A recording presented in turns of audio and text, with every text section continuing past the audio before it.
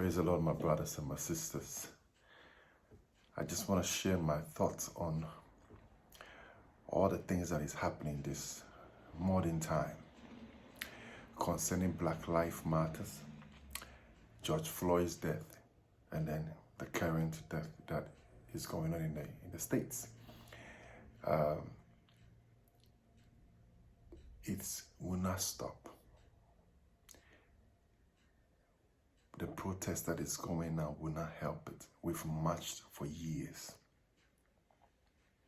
We have marched for many years, and we have not seen any improvement.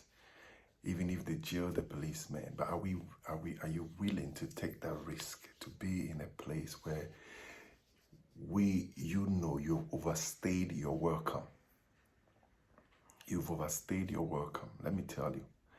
If we look at our ancestors, what do you think our ancestors, when they were taken into slavery or into captivity and being slaves, what was their goal? What was their dream? They wouldn't say, I have a dream that I'm going to be walking and sitting and black and white will be equal. That dream of Malcolm X has been fulfilled. But their dream was to go back home.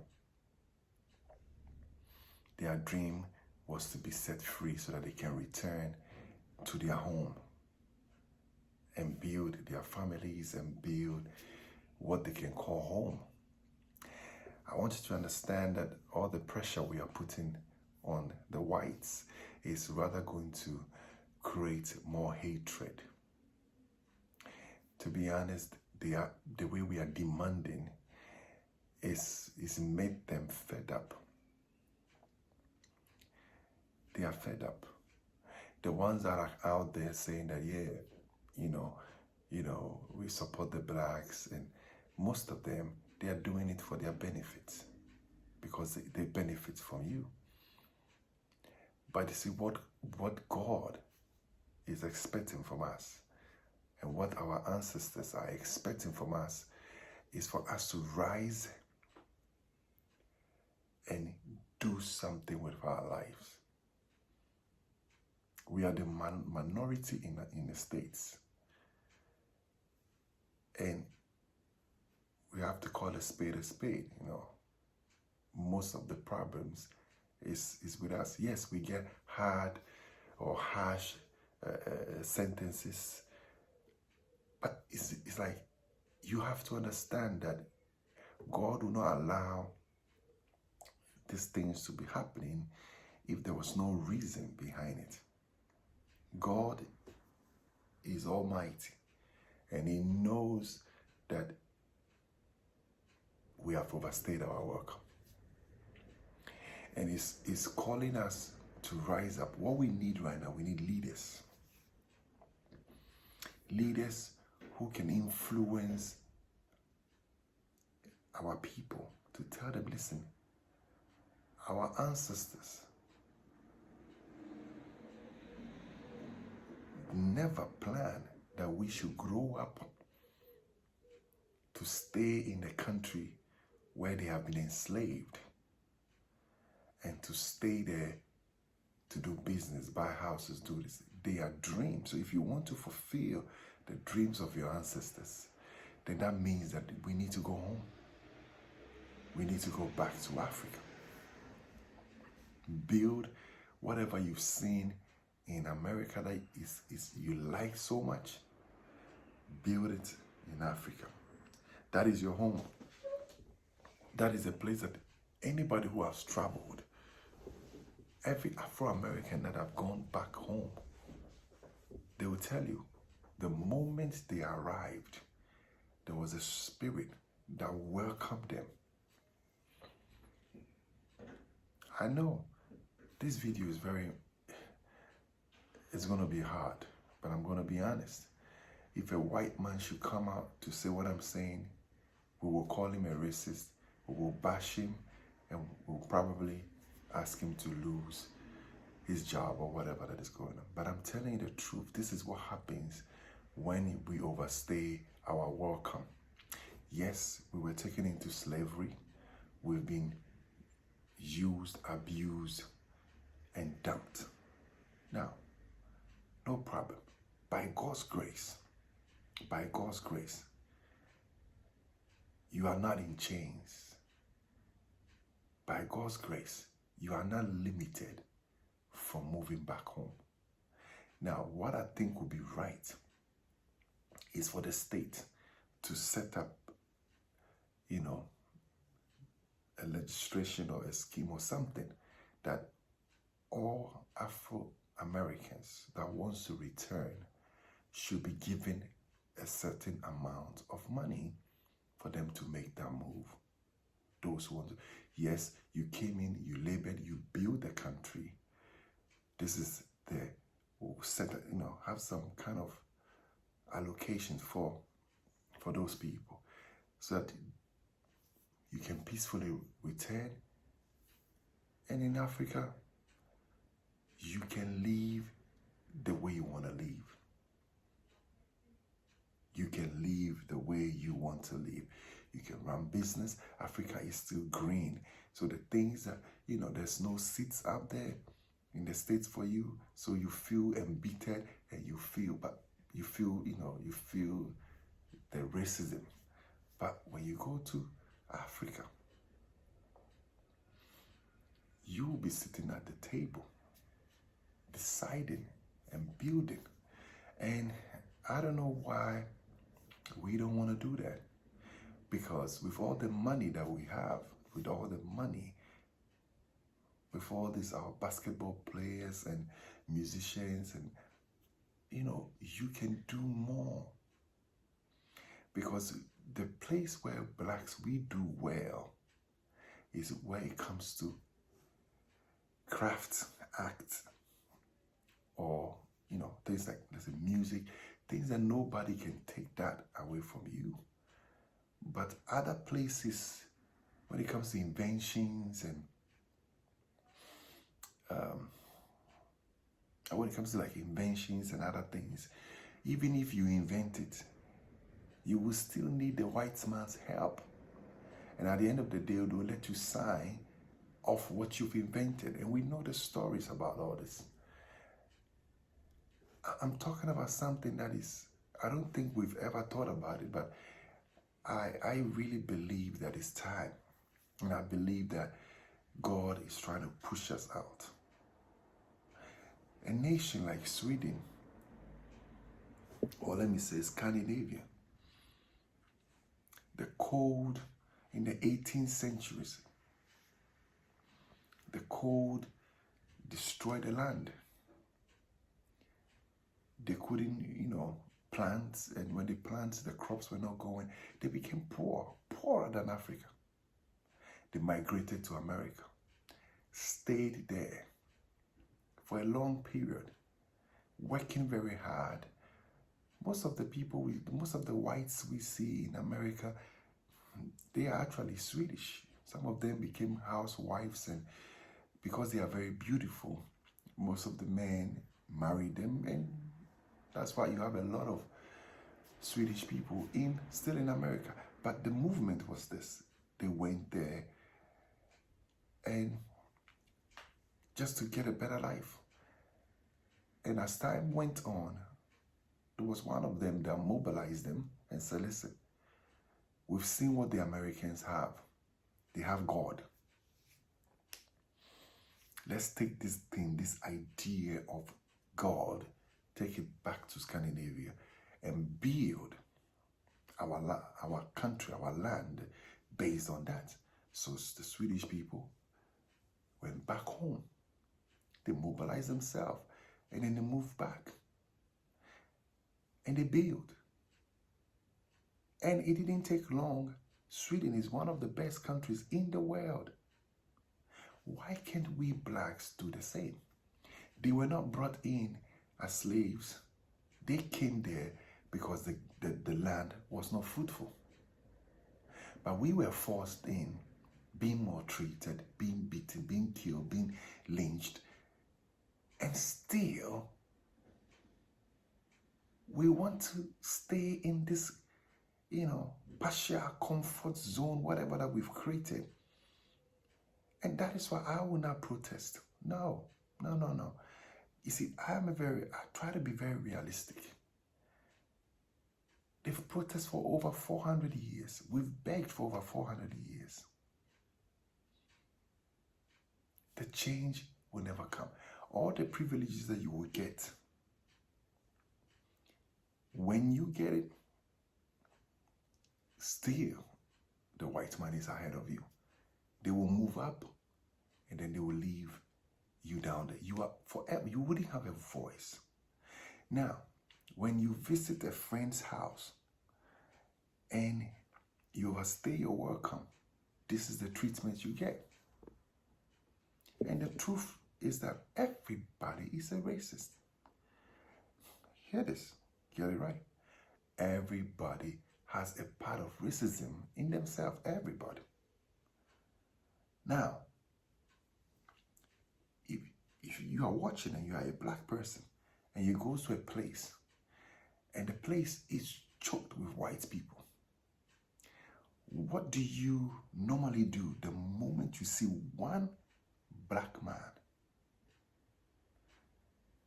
Automatically, you are drawn by that person. And you give greetings and eye signals. Hello. That's what you do. Now, you couldn't do that to all the thousands of white people that you've seen, because you realize that they don't look like you and they are not like you. And there are two things that happens. You will either try your whole life, try to live to be accepted by them, or you will go and be with your clan and let them accept you, build something together, and then whenever you travel and you'll be respected. People will treat you based on the way you've built your own home. When I look at the leaders we have in America now, like all Reverend Jesse Jackson and all these great speakers and great activists, and when I look at them, the passion you people have and the knowledge that you have, I'm just thinking, why don't you go to Africa and unite Africa? Because still, let me tell you, we are the only continent that can shut our borders, and other nations will suffer. And we wouldn't need anything from outside. I'm telling you. We are the only continent. We will have food. We have everything. So why leave all this wealth in Africa and come and be begging for handouts and walking on the same streets where our fathers has been lynched, our mothers has been raped, and trying to say that things are going to get better and that one day they're going to like us, or one day we are going to be accepted, and one day they will not see your color anymore. It's a dream that none of the leaders, both Malcolm X and Martin Luther King, none of them have ever mentioned that there's going to be a time that there will be equality. Or maybe they did.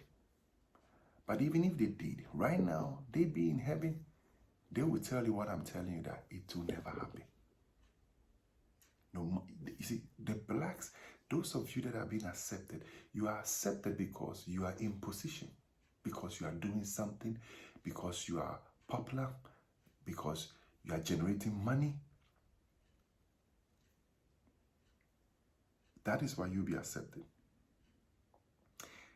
When you are successful, the white man don't see your color. What he sees is a person who is popular, that everybody wants to be with. So it's a privilege. Now it becomes a privilege to know to know Jay-Z. It's a privilege to know Beyonce. It's a privilege to know, what do you call this basketball's name? You know, it's a privilege to know them. It's a privilege to know a successful black man. But when you are not successful, and then listen, our success is in some few areas which God has given to us, because they can't take that away from you. Everybody want to know Muhammad Ali. Everybody wants to know Mayweather, or everybody wants to know you because you are popular. Everybody wants to know Tyson because you are popular. But can't you see another thing that I'm trying to say here? We are the only people that when we are very successful, our success does not last. Mike Tyson, the greatest boxer in the world, was. It doesn't take long. Something happens. All his money is drained out. O.J. Simpson, one of the most successful actors. It didn't take long. Drain out. Michael Jackson. So our success doesn't last. What do you think our ancestors were doing when they were being beaten, when they were going through all this pain? Do you think they were blessing the nation? Something that you don't know is before anybody dies, they curse the nation in their hearts. So you cannot prosper in a place where your ancestors have already been cursed. And you cannot be functionable. You cannot even function well in a place where there is a curse laid upon it. Just like when Cain and Abel, when Cain slew his brother, Abel's blood was crying unto God for what? For revenge. For revenge. And that thing was laid upon Cain. And he said, now you are cursed. And another thing that was happening is that when that happened, the ground will not yield its strength unto you. Now, this is the revelation that I have about us. We are like the Hebrews in the Old Testament. We went into slavery for over 400 years, and that's what we've done. We've gone into slavery for over 400 years.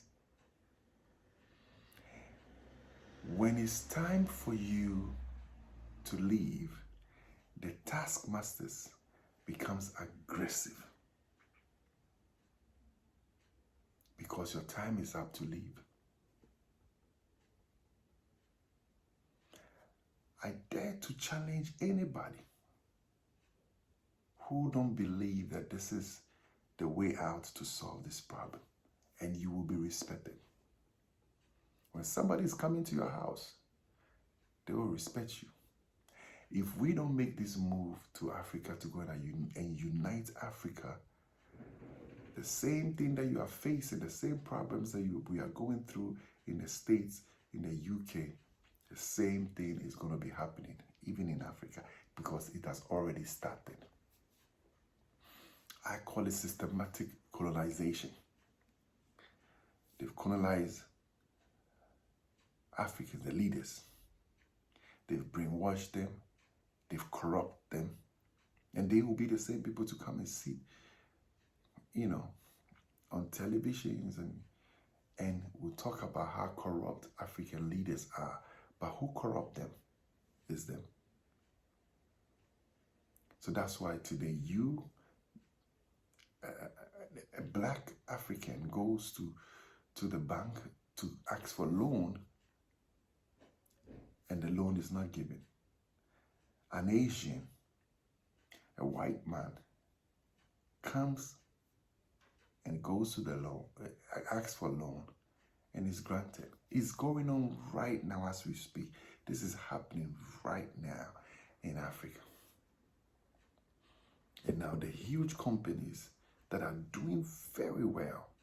You see, Africa is a place that when you are rich, your riches go on and on and on. Nobody can stop the flow of your wealth. But today you hear this Jay-Z is a billionaire, T.I. is a millionaire, and then you just give it some couple of years, then you hear MC Hammer has gone bankrupt, and you wonder how is that possible? With all this wealth, because you are sowing the seed in the wrong ground. You are sowing at the wrong place. Your ancestors, their spirit is against that. You are sowing at the wrong place. And this is spiritual advice, spiritual counsel. That's what I'm trying to get you to understand. That if we are going to be successful and that our success should last forever, then we need to first of all locate the ground. When the children of Israel was living, they knew that until they get to Canaan land, there's no need to plant anything. There's no need to build anything. There is a place that God has allocated, that this is your portion. This is the land I'm giving unto you.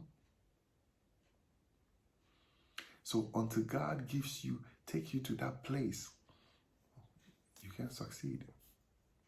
So I'm praying for this awakening. I'm praying for this revelation to come to our spirit. That we will wake up one day and realize that what at all is keeping you in the States? Your friends.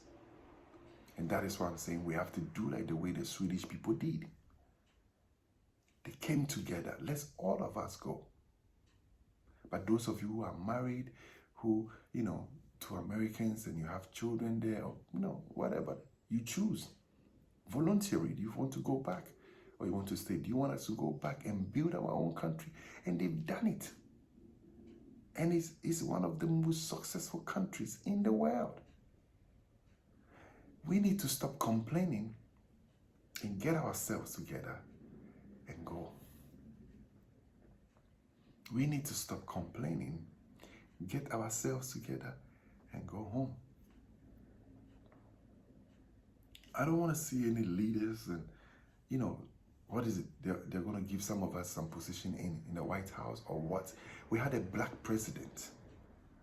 After Obama, I knew that this revelation that God has given me is true, because Obama didn't do anything for black people. Even Trump, that the media is getting us to hate so much, has done more for black people than Obama. So I don't know why we cannot just get up and put ourselves together, take all the money that we, by God's grace, we've earned and move on. I was so happy when I saw Ludacris in Ghana. I was so happy when I saw Steve Harvey in Ghana. So I believe that maybe Steve Harvey, Ludacris, all these people who have been working with the white people can tell you that they are now beginning to see what I'm saying. Because Steve Harvey was very high, and look at the problems he had with these people. These people will never let you rise above them, and that is it, period. Even your ancestors who don't want you to rise above them. So why are we struggling? Why are we trying to do the undone, the things that cannot be done? So put yourself together. Take your bags. Now the country is green. Africa is green. We need leaders who can come and unite us. Let us become the United States of Africa. And you see, within a short time, we'll be the most blessed continent in the world. We are already the most blessed continent in the world. But this systematic colonization and corruption has made us that we cannot even dig our own golds. Every contract is given outside. We can mobilize ourselves, move down there, go through every contract and break all these contracts and stand on our feet and say, listen, you've stolen enough. We are going to do it. I hope you get what I'm saying. So, Reverend Jesse Jackson and Minister Farrakhan and all, let's stop the hatred, the spreading of the hatred and the expectation that something evil is going to happen to pay them. But no. What happens to Egypt after the children of Israel left? If you know your word of God, you will know what happened. And God is waiting for you to move. You got to move and build your own home where you are accepted, where nobody will maltreat you, nobody will, you can build your children's life, give them a future. I'm believing God that I will see this in my days, where all the blacks in America, in UK, comes together and say, we are going home to build our own country, to build our own continent and unite us. Kwame Nkrumah wanted to do it. They killed him because they didn't understand the vision. And he was standing alone.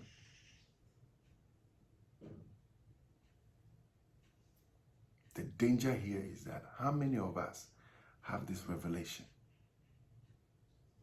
If a lot of us have this revelation, we can come together and to build. We cool. I was watching some lady on YouTube talking about she cannot go to Africa because somebody pees on them. Saw people urinating on the streets, and because there's no toilets, there's nothing. So are you going to stay here? This country has been built. Some people make the same decision and built it, and you are here enjoying it, and you are being treated as a second hand, and it's only losers that think like this. You need to wake up and say, let me go and fix my own. Yes, Britain is good. Yes, America is good. Sweden is good. Europe is good. But let me go and fix my Africa. Can't I just do the same? You can. And if it's time for us to stop all this begging for handouts, and you think that's you've succeeded. Even if America should be giving $1,000 a month to black people, we are going to destroy ourselves the more. Just don't do anything. Stay home. We'll give you money. We'll destroy ourselves. It's not going to help you. When you are not productive, God hates unproductivity. See, the moment we get to Africa and you see the possibilities, the thing is very huge. Opportunities everywhere. Akon is saying this thing to people, but you are not taking him seriously. Because you see, he's originally from Africa, so he can think that way. No, we are all from Africa. And then another thing that we need to realize, that even between blacks, there's racism. If an Afro-American meets an African, he looks down on him. The Afro-American thinks that he's better than African, the African guy. So you say, oh, that guy is from Africa. Okay, and you are not from Africa. Because you see, you are trying so hard to become something that you are not. You are trying very hard to become something that you are not. And once a while, God will let somebody put you in your right seat.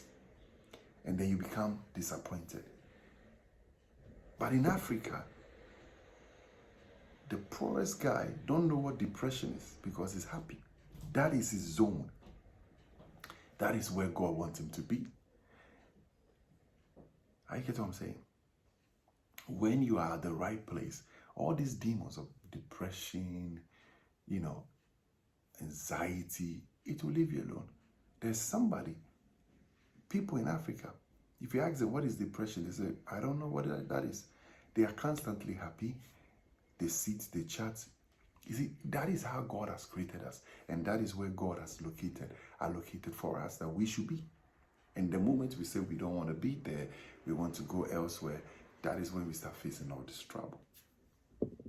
Any activist, anyone on the street protesting, I like your zeal, I like the energy. Let's put it together. Let's go and build Africa.